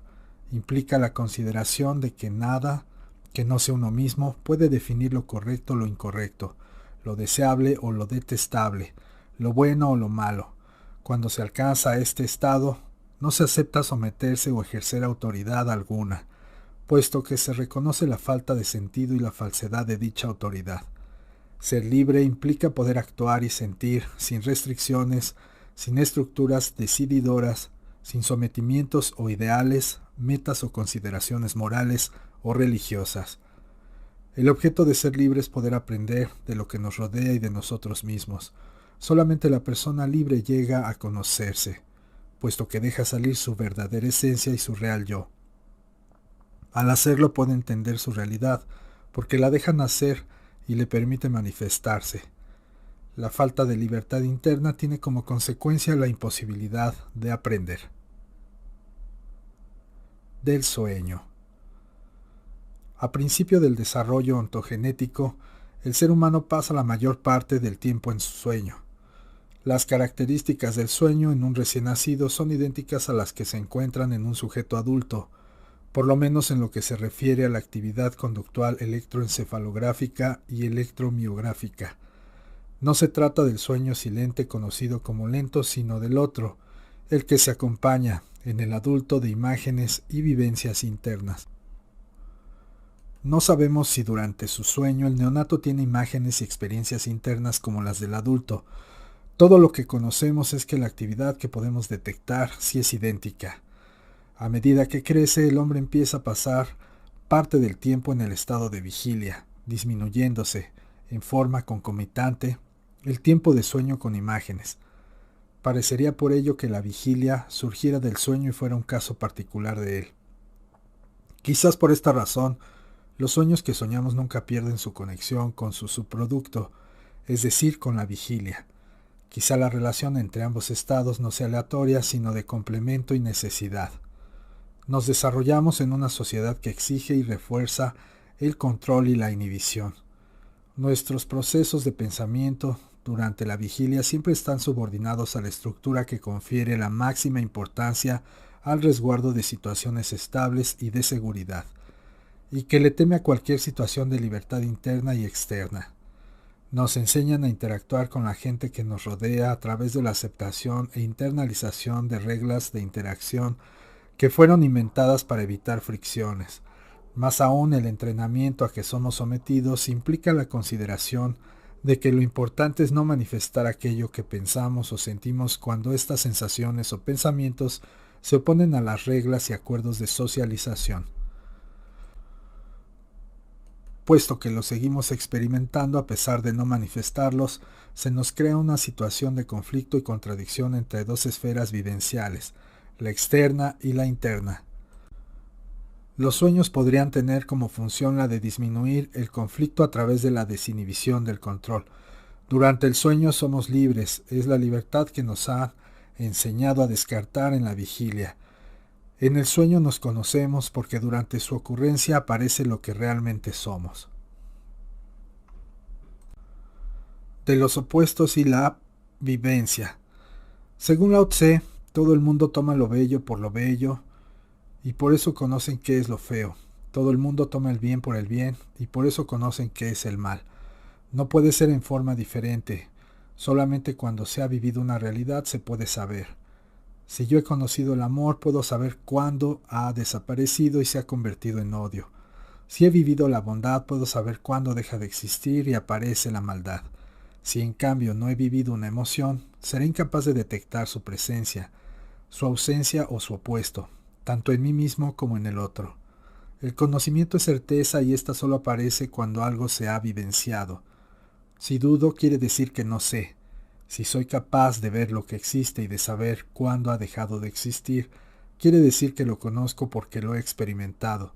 Si planteo interrogantes y me pongo en duda, significa que no he vivido lo suficiente. Del entender y del cambiar. Así como solo existe un solo tipo de conocimiento, el que se basa en certezas y no en datos, de la misma forma solo existe un modo de entender, el que nos hace cambiar. Cuando alguien nos cuenta lo que ha aprendido y nosotros simplemente lo oímos, y aunque nos parece lógico e intelectualmente razonable, no nos hace cambiar, quiere decir que no lo hemos entendido. ¿Cuál es el sentido de oír y de ver si lo que vemos y oímos se queda en ver y oír? ¿Qué sentido tiene encontrar la lógica de un razonamiento si lo único que se logra es encontrar la lógica? ¿Cuál es el sentido de conocer datos si estos no se convierten en vivencias? Podemos decirle a alguien que no debiera temer. Si a pesar de que está de acuerdo con nosotros sigue temiendo, lo único que habremos logrado al hablar será mover las moléculas del aire. Quiere decir con esto que la palabra es solo palabra y no puede convertirse en acción y en cambio.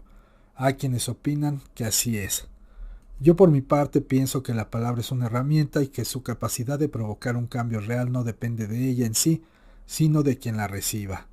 Alguien puede cambiar al oír, otro solo puede hacerlo al caerse de un avión, pero cambiar no depende de oír o de caerse, sino de la sensibilidad de quien oye o de quien se cae.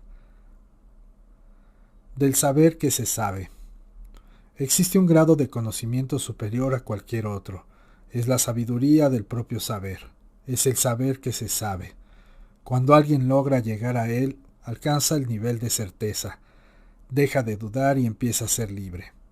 Ese grado de conocimiento no se aplica ni refiere a eventos concretos, más bien está en relación con aspectos generales.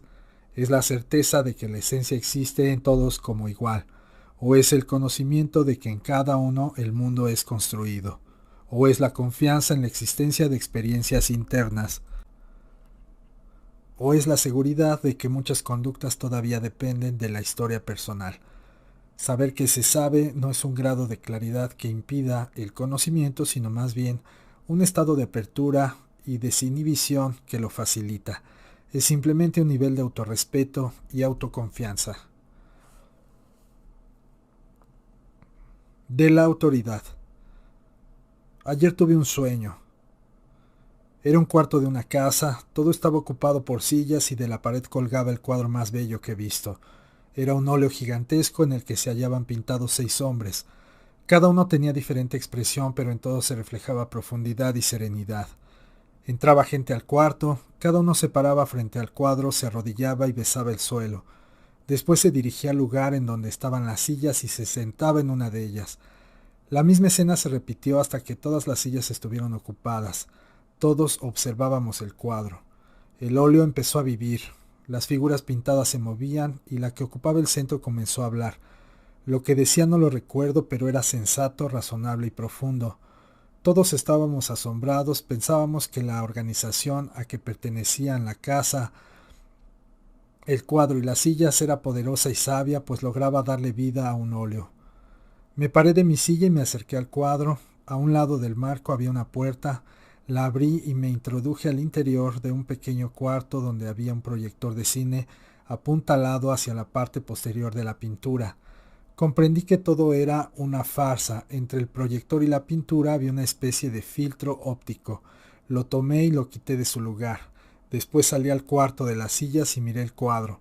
Las figuras seguían moviéndose y hablando, pero la luminosidad era tal que se había perdido la ilusión de realidad. Los miembros de la organización me empezaron a gritar, las personas en las sillas también. Me decían que pusiera el filtro en su lugar o de otra forma sufriría las consecuencias. Todos se veían muy descontentos e infelices. Tomé el filtro y volví a ponerlo en su lugar. Las figuras del cuadro volvieron a parecer reales. Volté a ver a la gente de las sillas, estaban felices. Vi a la gente de la organización y estaban satisfechos. De los eventos externos. En los objetos y eventos que nos rodean está contenida toda la información, pero en nosotros está el conocimiento. Una gota de agua, una flor o una montaña son casi infinitos en su posibilidad de darnos información. Que aprendamos de ellos depende de nuestra capacidad de verlos sin limitaciones, prejuicios o ideas preconcebidas. Un río nos puede enseñar, como a Siddhartha, que todo permanece pero al mismo tiempo cambia, que todo vuelve a su lugar de origen o que todo está contenido en sí mismo. Que podamos aprender del río no está en el mismo río, solo está en nosotros mismos. Si fuéramos capaces de entenderlo a la perfección, cada minuto de nuestra vida sería la plenitud absoluta, la felicidad total, es decir, la libertad. De la Biblia. Según la Biblia, el hombre perdió el paraíso en el instante en que obtuvo conocimiento. Esta idea, aunque aparentemente absurda, tiene una gran profundidad. La infancia en el hombre es un paraíso en el sentido más feliz del término. El infante aprende y conoce el mundo sin pensar que él mismo está aprendiendo de él o conociéndolo. Lo que hace y siente es en sí mismo, sin autocensuras, autoinhibiciones o autovaloraciones. En otras palabras, no existe en esa etapa una diferencia entre el observado y el observador, por no haber autoexpectación. El niño es uno con el mundo que lo rodea, puesto que no se ha desarrollado en él un mecanismo que permita la aparición de la dualidad yo interno versus yo externo. En el adulto, por el contrario, el fenómeno de ser espectador de sí mismo se ha desarrollado hasta un grado tal que rara vez deja de funcionar. El adulto dice tener conocimiento del mundo al sentirse capaz de valorarlo, cuando en realidad lo único que ha desarrollado es el nefasto hábito de observarse y ajustarse a estructuras lógico-intelectuales. En esta situación lo único que logra es la separación entre él mismo y el mundo que lo rodea, es decir, la pérdida de la inocencia y de la capacidad de crear y vivir libremente. Si el tipo de conocimiento a que hace referencia la Biblia es el relacionado con el verse conociendo, entonces la Biblia tiene razón. Se ha perdido el paraíso. De las drogas. La gran tendencia al uso de drogas en nuestro tiempo tiene una razón de ser. Nuestra cultura mecanizada, homogeneizada, estandarizada, tecnificada y objetivizada enseña a sus miembros a considerar lo pragmático y lo comunicable como el máximo valor. Pone énfasis en que el hombre requiere estructura y acuerdo para ser feliz y se olvida que la única felicidad es el desarrollo, el respeto y la confianza en la realidad interna. El hombre de nuestra época es un espectador de sí mismo. Esa autoexpectación la hace de acuerdo a cómo lo exterior, la gente lo percibe y valora. Nuestras civilizaciones y cultura nos enseñan a desconfiar de nuestros procesos internos, al considerarlos subjetivos y faltos de valor, y a confiar en el acuerdo y la observación externa estructurada como la única digna. Las enseñanzas que nos hacen ser espectadores de nosotros mismos se basan en la idea de que la única realidad es la que se manifiesta y provoca acuerdo entre varios observadores. Uno se ve a sí mismo haciendo cosas, sintiendo o pensando como si fuera uno de los observadores, lo cual impide el hacer, sentir o pensar. No se trata de la sensación de salirse de sí mismo y reconocer en forma objetiva y clara las estructuras y prejuicios en que uno ha caído. No nos referimos a esto cuando hablamos de ser espectador de uno mismo. Es más bien a la situación académica de autovaloración condicionada por estructuras a lo que hacemos referencia. Es el sacrificio de la vivencia interna pura en aras de la lógica, la estructura y la valoración lo que se objeta. El hombre necesita vivir sin pensar ni valorar el vivir. Requiere poder ver el mundo en forma pura, es decir, sin pensar en si lo está viendo y si esta visión se ajusta o no a la moral, la religión, el Estado o cualquier otra estructura. Puesto que nuestra sociedad inhibe y censura la vivencia pura y subsiste la gran necesidad de tenerla, se crea conflicto que en un gran número de casos se intenta resolver a través del uso de drogas. El uso de drogas no está provocado, en el fondo, por el deseo de huir de la realidad, es más bien la necesidad de vivirla sin ser espectador de la vivencia de vivirla. De la muerte. Según Krishnamurti, es necesario morir en vida para poder ser libre. Este pensamiento aparentemente necrofílico tiene una gran profundidad. Durante todo nuestro desarrollo hemos sido bombardeados por miles de consideraciones impositivas. Nos han enseñado que existen cosas buenas y cosas malas, que la única forma de ser consiste en alcanzar puestos de poder, ya sea económicos, políticos o intelectuales. Hemos aprendido a temer y a odiar, a tener celos y a envidiar. Nos han impuesto la idea de que el valor y la esencia que somos están dados por la forma como los otros nos perciben y evalúan. Nos han enseñado a ser inseguros y por tanto a deprimirnos, angustiarnos y no respetarnos. Aprendemos que el amor implica posesión y uso, etc. Toda esa serie de enseñanzas y aprendizajes constituye nuestra historia. La única forma de liberarnos de todas ellas consiste en dejar morir ese pasado. Solamente esa muerte en vida nos hará libres. Del lenguaje.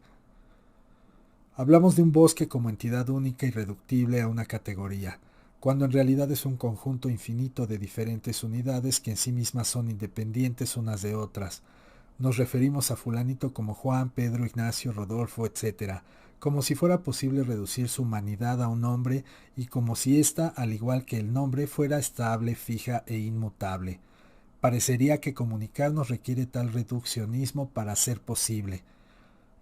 Un experto en comunicación humana consideraría caótica su actividad si no utilizara categorías semánticas discretas, incluyentes de cientos de entidades. ¿Cómo, nos preguntaría, sería posible comunicarnos si careciéramos de denominaciones estables y reduccionistas? Si para hablar de Sutano tuviéramos que dar todas sus características tal y como existen en el instante que lo conocemos, caeríamos, nos diría, en el absurdo más monstruoso, puesto que tardaríamos años en transmitir cualquier idea. A tal experto se le podría preguntar cuál es el sentido de la comunicación basada en categorías fijas y reduccionistas cuando de antemano sabemos que es irreal por parcializada y estática. Es cierto que la comunicación no categorizada sería más lenta, pero quizás eso nos enseñaría a comunicar solo lo auténtico, es decir, aquello que no requiere del opuesto para ser comprensible. Nuestro lenguaje está plagado de términos que reducen a una unidad lingüística lo que en realidad es irreductible. La costumbre de usarlos ya sería de suficiente gravedad tan solo por tener un efecto aberrante en nuestra comunicación, pero su verdadero carácter terrorífico consiste en que altera y distorsiona nuestra percepción del mundo, hace que sea percibido como constituido por conglomerados simples y estáticos, y por tanto redundantes. Cuando este carácter redundante se transfiere de los objetos que nos rodean a nuestras vivencias, la situación comienza a ser dramática. Empezamos a vernos como un conjunto de categorías que no solamente se identifican con un término, sino que además se consideran explicadas y conocidas por el simple hecho de verbalizar la unidad lingüística, nombre, que usamos para denominarlas. Puesto que los nombres son unitarios y estables, también en eso se convierten las vivencias, sentimientos, emociones u objetos denominados por ellos. Así podemos sentir nuestra depresión, nuestra angustia o nuestro amor como categorías cuánticas, unitarias y estáticas, olvidándonos de que solo lo son en nuestro lenguaje y nunca en sí mismas. Cuando le enseñamos a un niño a hablar, no solamente le damos un medio de comunicación superficial, sino que sobre todo le transmitimos toda una filosofía vivencial en la que incluimos todas nuestras categorizaciones reduccionistas. El niño así enseñado se enfrenta al horrible dilema que consiste en sacrificar toda su riqueza perceptual, vivencial y fenomenológica por utilizar el lenguaje que le imponemos, o conservar esta aunque sea considerado un caso anormal y patológico por negarse a comunicar lo que en realidad es incomunicable. Esto no significa que el lenguaje sea aberrante de suyo, más bien es el uso que se le da lo que otorga ese carácter. Si fuésemos capaces de separar verdaderamente la unidad lingüística de lo que trata de representar, y si no redujésemos a categorías simples aquello que no es reductible, nuestro lenguaje tendría la cualidad real para la que fue inventado y desarrollado. De la realidad de los sueños. En la misma forma que el color de un objeto no está contenido en la longitud de onda de la luz que refleja, sino más bien en la experiencia interna creada a partir de esa longitud, así todas las cualidades de los objetos físicos como lo son la textura, el olor, la forma, etc., resultan de la transformación vivencial que ocurre en nuestro interior y no en el objeto mismo, lo cual quiere decir que la realidad del mundo tal y como la percibimos es producto de nuestra construcción interna y como tal no difiere de la construcción interna asociada a estados extravigiles como los que se dan durante los sueños. La realidad de los sueños no difiere de la realidad vigil más que en un punto. Durante el sueño somos absolutamente causa. Durante la vigilia podemos dejar de serlo. Cuando soñamos, creamos el universo en forma tan completa y real que no solo construimos lo que en vigilia, es decir, las cualidades de los objetos, sino que además construimos los objetos mismos. La construcción de la realidad es más completa en el sueño que durante la vigilia. Esa es la única diferencia entre ambos estados. Es un hecho. Todas las demás diferencias generalmente atribuidas a los dos estados resultan de estructuras, acuerdos e ideas preconcebidas. Los profetas, visionarios y aquellos que dicen tener viajes astrales difieren de la gente común en el hecho de que respetan más a sus sueños y por tanto no los consideran irreales. No son gente extraña e inalcanzable, simplemente han comprendido que solo existe una realidad, lo que es construida y resulta de nuestros procesos internos. Del autoconocimiento por la observación. Fulanito es autocomplaciente, mas no se da cuenta. Sutanito vive en su pasado pero no lo sabe. Perenganito solo se siente satisfecho si logra obtener aprobación de los otros, mas nunca ha reflexionado en ello. Ninguno de los tres se conoce ni se comprende por la sencilla razón de que no son capaces de verse a sí mismos desde un punto de vista diferente del que siempre han usado. Más aún, consideran que otro punto de vista no puede existir puesto que nunca han conocido ninguno distinto del que utilizan. Si alguna vez han tenido relación con alguien diferente de ellos, no se han dado cuenta de la diferencia porque han visto al otro desde el único punto de referencia que conocen y por tanto han incluido en su observación lo que coincide con ella y han desechado lo que no se correlaciona. Estas personas nunca han amado, probablemente han poseído y utilizado a los otros, pero seguramente no conocen lo que es el amor. El amor es autoconocimiento. Una relación de amor es aquella en que los participantes se conocen a sí mismos a través del conocimiento que cada uno tiene del otro. Para que eso ocurra, el conocimiento debe basarse y surgir de la libre observación, es decir, de la ausencia de prejuicio y preconcepción. El amor no es intercambio de reforzamiento o placeres, tampoco es acuerdo ni compromiso, menos aún es satisfacción de necesidades, es más bien el autoconocimiento basado en la observación libre. Si fulanito, sutanito y perenganito amaran, sabrían que un punto de referencia no es más importante o valioso que otro, simplemente son diferentes. Si conocieran el amor, se conocerían así, puesto que reconocerían en sí mismos puntos de referencia, estructuras y acuerdos que no existen o que son diferentes en aquellos a quienes observan y aman. De la redundancia. El conocimiento redundante es aquel que vuelve sobre sí mismo en un círculo cuyo principio se conecta con su final. Cada uno de nosotros ha sido entrenado para percibir y sentir el mundo de una forma muy particular y específica. Nuestras relaciones con los otros generalmente se basan en esos marcos de referencia rígidos. A su vez, los marcos de referencia se apoyan en aprendizajes previos que fijan las características de una relación humana o de cualquier otra actividad, puesto que así todo está determinado de antemano. Nada nuevo ocurre y si es que ocurre, se le descarta por no ajustarse a los marcos de referencia condicionados por nuestra historia. Es necesario entenderlo bien. Cuando la vivencia está basada en el pensamiento, nada que no sea ese pensamiento puede ocurrir. Si el pensamiento está basado en estructuras, solo las estructuras existirán. Todo lo que sucede será visto a través de la estructura y por tanto nada nuevo ocurrirá y todo será redundancia. Si funcionamos de acuerdo con modelos teóricos, todo lo que hagamos será ajustarnos a esos modelos a ajustar cualquier contingencia externa para que se aproxime a lo que deseamos que sea. En estas circunstancias son nuestro pasado y nuestra historia los que están presentes y nunca lo que nos rodea. Somos una cárcel de modelos, pensamientos e ideas preconcebidas y la cárcel es lo único que existe para nosotros. Es solo en el momento en que dejamos de pensar en cómo debieran de ser las cosas cuando se acaba la redundancia y empezamos a aprender. De la imaginación y de la memoria. Todos los procesos imaginativos son resultado de la activación de nuestros almacenes némicos. Si alguien cierra los ojos y detecta la imagen de una montaña, quiere decir que se encontraba guardada en las células de su cerebro. En ocasiones las imágenes así evocadas son asombrosamente completas y detalladas, tanto o más que las originadas durante un proceso perceptual. Esta extraordinaria capacidad indica que nuestra memoria almacena la información tal y como penetra al cerebro a través de nuestros canales sensoriales. El manejo que hacemos de tal información almacenada rara vez es tan completo como el que pudiera esperarse si se tuviera en cuenta la información contenida en las imágenes.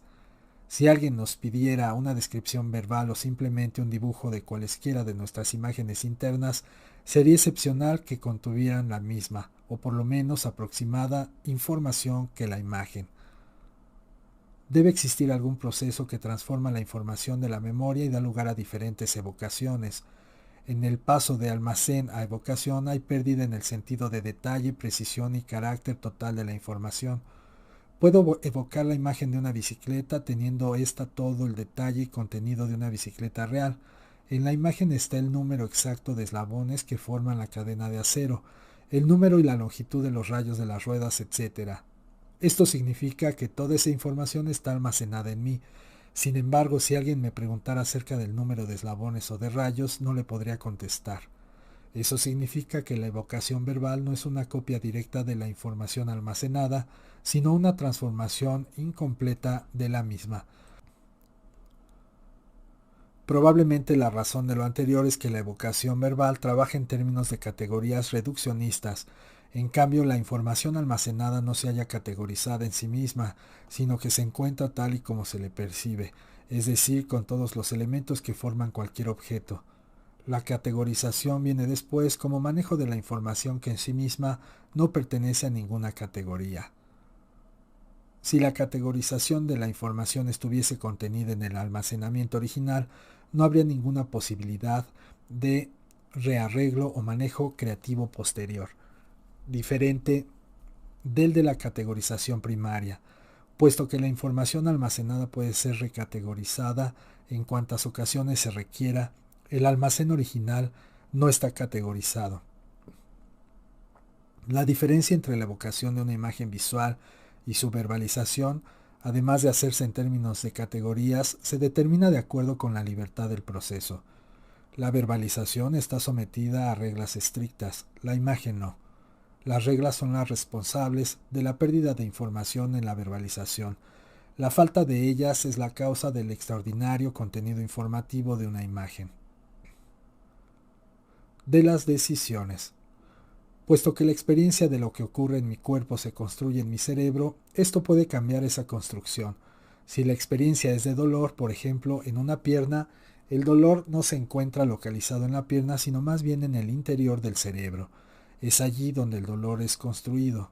Las señales que originan esa construcción pueden muy bien provenir de la pierna, pero la vivencia es siempre el resultado de la activación central. Si bien el cerebro puede construir el dolor, también es capaz de modificarlo o anularlo. Que lo haga o no depende de que así lo decida. Para que el cambio ocurra, la decisión debe ser absoluta, es decir, sin dudas. El mismo cerebro debe estar seguro de que él es el constructor para poder ser también el modificador. Del tiempo y del pensamiento. No es que el pensamiento no dure nada, lo que pasa es que el tiempo no existe, o por lo menos no existe como constante. Si fuese una constante física, el tiempo psicológico también lo sería, y en realidad no lo es. Puedo sentir que han pasado 2 días cuando mi reloj solo habrá marcado unos minutos, o por el contrario, pueden pasar 2 días y yo sentiré que solo han sido 2 minutos. ¿A quién hacerle caso? ¿Al reloj mecánico o a mi certeza? De la creación y del conocimiento.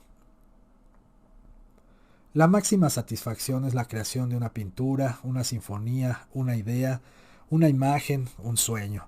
Y lo es porque quien crea es realmente uno y esa actividad nuestra es la fuente de toda belleza.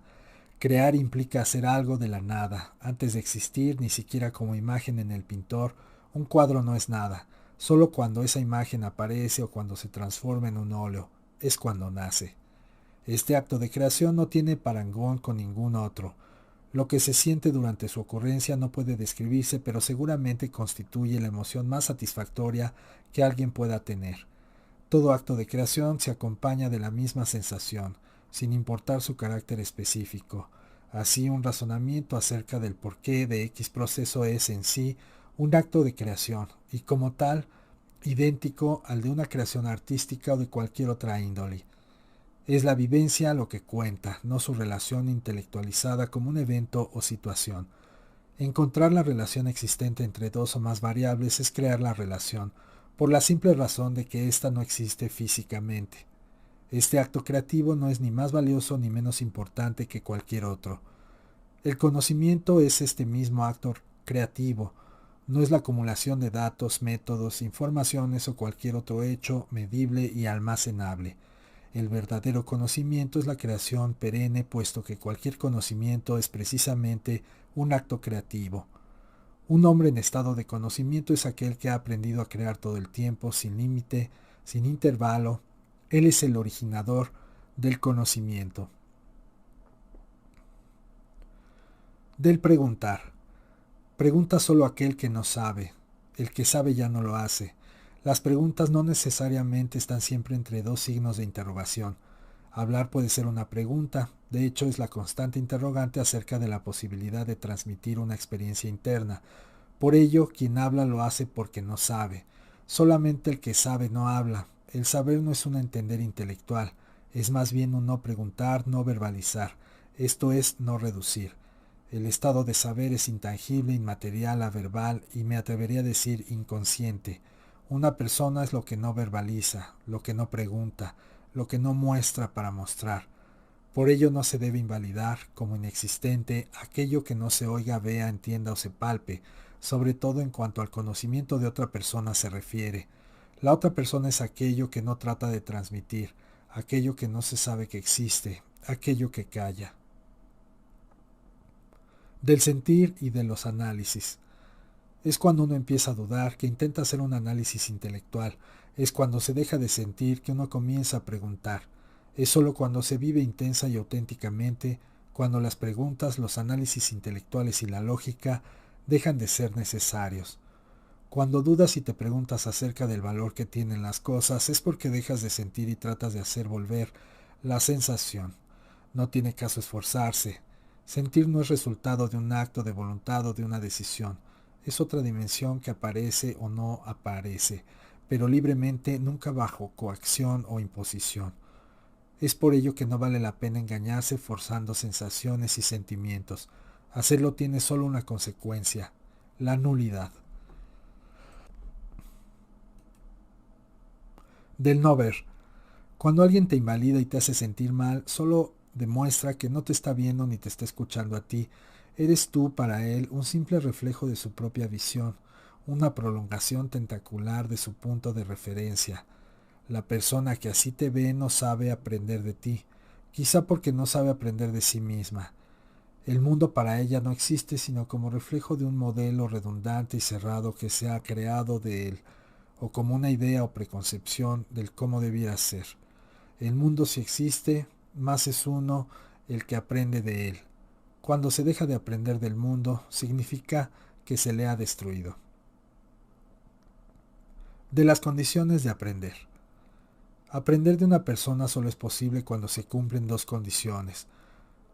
La primera, que aquel de quien se aprende sea auténtico, es decir, que no quiere enseñar, y la segunda, que quien aprende no introduzca al otro en una categoría, modelo o valor. Ser auténtico implica ser sin preguntar ni analizar. Es más, solo es auténtico quien no sabe que lo está haciendo, quien no tiene necesidad de saberlo puesto que lo es. Pero eso no basta para aprender, es necesario que quien aprenda sea humilde, o sea que no crea saber lo que va a aprender, y menos aún cómo debiera ser ese aprendizaje. La razón de lo anterior es obvia, aprender es crear, y la creación en esencia es la aparición de algo nuevo, algo que no existe sino en el momento en que aparece. Es darle vida a algo que no se puede predecir, puesto que si fuera posible predecirlo dejaría de ser creación y se convertiría en mera repetición. Del amor. El amor no es ni celos, ni necesidad, ni posesión, ni acuerdo, ni lucha. Con el amor no se puede jugar, solo aparece cuando las cosas coinciden, cuando uno es capaz de crear y de ver, no con ojos de deseo, sino con falta de necesidad, simplemente ver. Cuando así sucede, el amor pierde su carácter monogámico, se vuelve universal y para todos. No hay limitaciones ni requisitos que cumplir. El amor es un coincidir de estados de ser, es un entender sin dudas ni restricciones, sin estructuras ni acuerdos. El amor es un acto creativo, es la construcción de algo a partir de la nada.